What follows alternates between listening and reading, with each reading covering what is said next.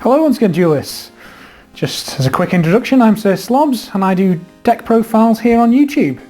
So if you've not checked out the channel, then please do. I've got a load of deck profiles up on there and I've actually put some effort in. So on to today's deck. So as you can see, we've got Psy-frames on the playmat. So control isn't really my style of deck, but if you can't beat them, hand trap them right. And no archetype really embodies that more than Psy-frames, with almost all of the main deck monsters comprising of hand traps. So let's try and read the opponent's minds with these psychic nuisances and jump right into the deck profile.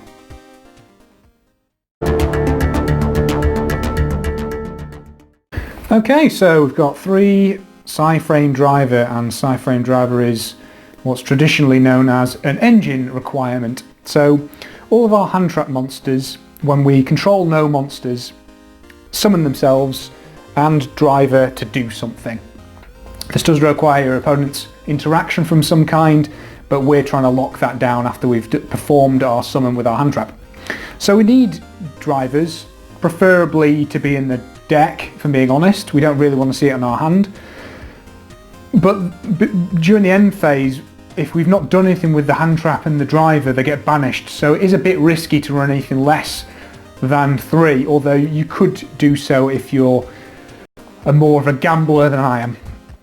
So from there we're on to our first hand trap monster, and we're running 3 Alpha. So Alpha can summon itself when your opponent summons a monster, and when it's summoned you can add yourself a Psy-frame card, which is great. Obviously it's a really good starter for the deck. It just requires your opponent to do some starting before you do. From there, running 3 Beta, and I think you probably could cut Beta down if you wanted to. So Beta is if your opponent declares an attack, you can summon him and destroy the attacking monster, which is actually quite useful. The destruction is something that a lot of people forget when they encounter Beta. And there are level 1s, so together with Driver that makes our level 7 synchro monsters.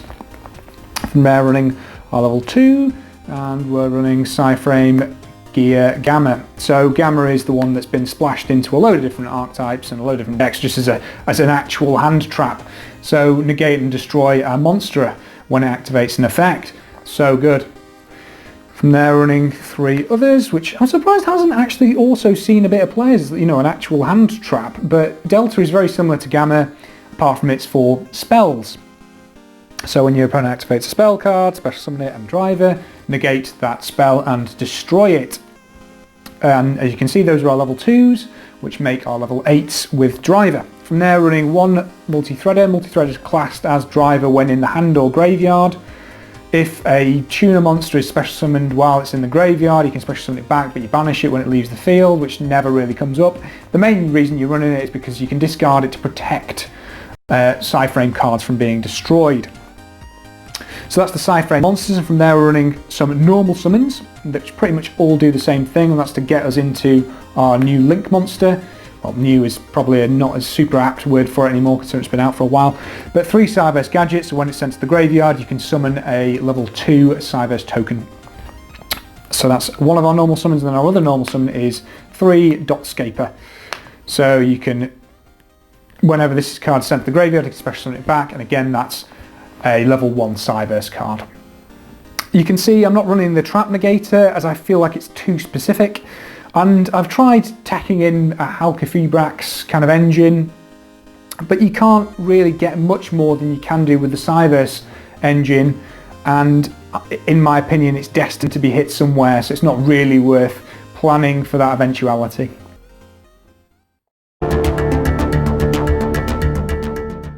Spells, so running 3 of our field spell, Psy-frame Circuit. So Circuit's a pretty crucial card in order to kind of make our push for game.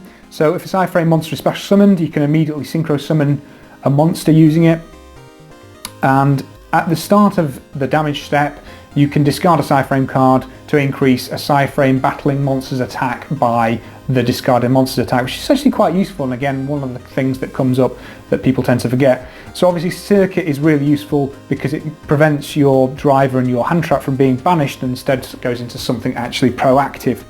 From there running 3 Foolish Burial Goods. So Foolish Burial Goods is an indirect search to our field spell and any other kind of options that we might need to piece our hands together. From there, we're running 2 Psychic Field Zones. So Psychic Field Zone's a weird one and doesn't come up that often, but Psychic's not exactly a super supported type in the Yu-Gi-Oh game.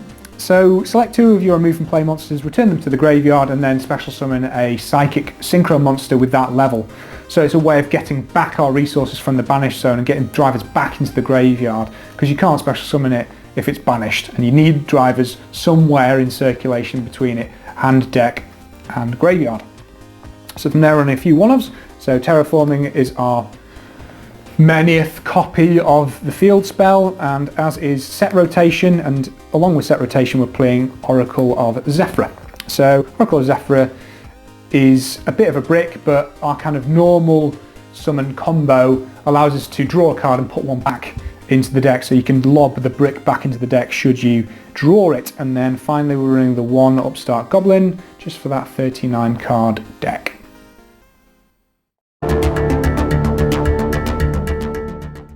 So unlike most of my videos, we're actually playing a trap section here, and it's not just one card that can be searched. So we're running 3 Psy-frame Overload, potentially the best Psy-frame cards in my humble opinion.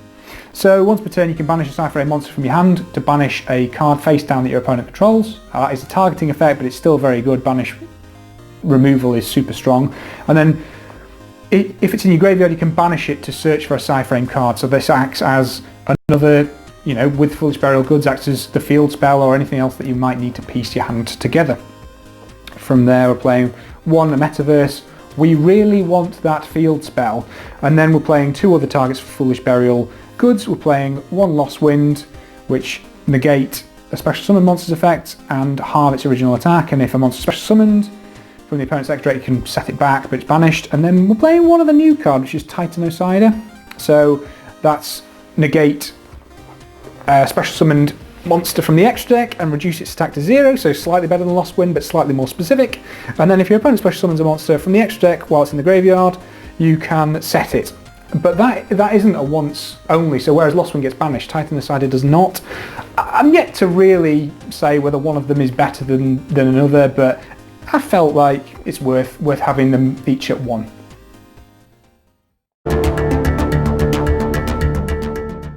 Into the extra deck, and we're running 1 Psy-framelord Zeta, so he's our level 7 target. So once per turn you can target 1 special summon monster your opponent controls that's in attack position, banish Zeta and the targeted thing until the next standby phase.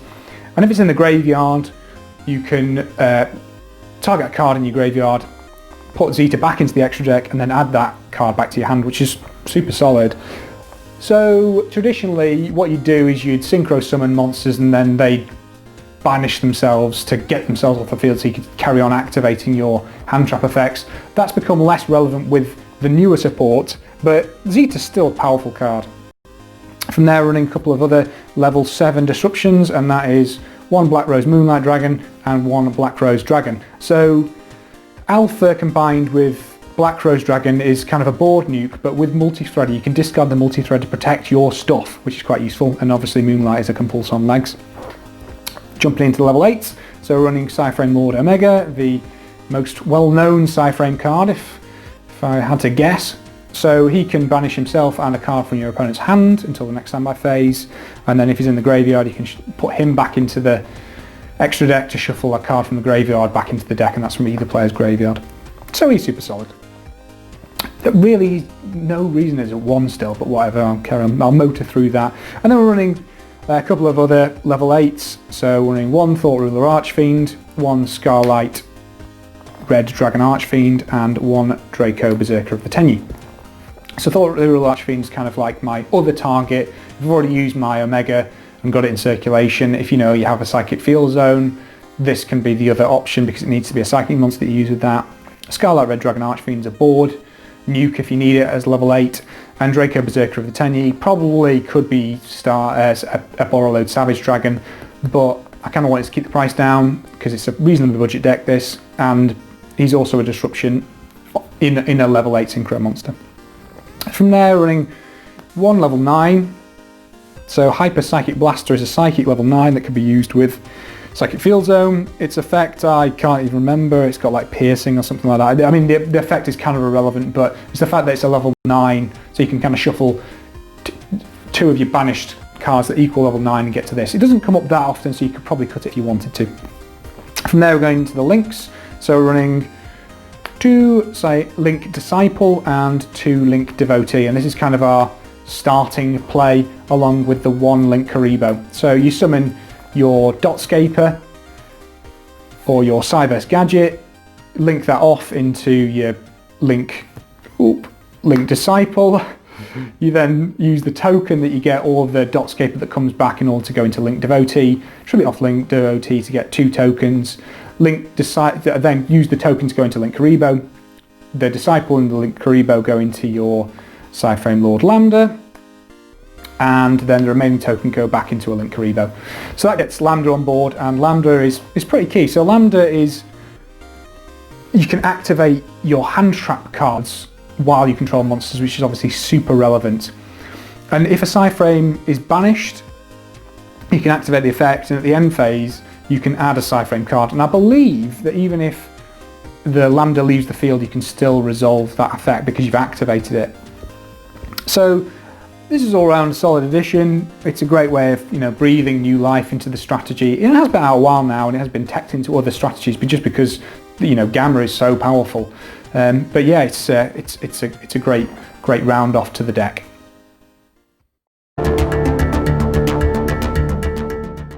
So in conclusion, Psy-frames pack more of a punch than most people give the deck credit for.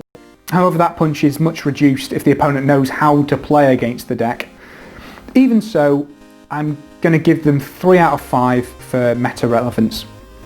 You'll be surprised at how many games they'll steal, even if they are quite reliant on the field spell to close out those games. In terms of analysing the fun of the deck, or the fun factor of the deck, there are 2 ways to approach it. Are you a sadist who enjoys watching your opponent tear their own hair out, or are you a normal human being? If you're the sadist, then this is definitely a 5. However, for me, there aren't nearly as many decisions and choices that need to be made like there are with some other decks, especially kind of like combo-esque decks. However, you do really need to know your opponent's decks and when to respond, probably more so than just whacking up a bunch of negates and building your board. So, like the meta relevance, I'm going to give them a 3 out of 5. One of the major positives of this deck actually is it's really cheap, about $120, and that's with some techs that I think are obviously increasing the price, like the Titanocider.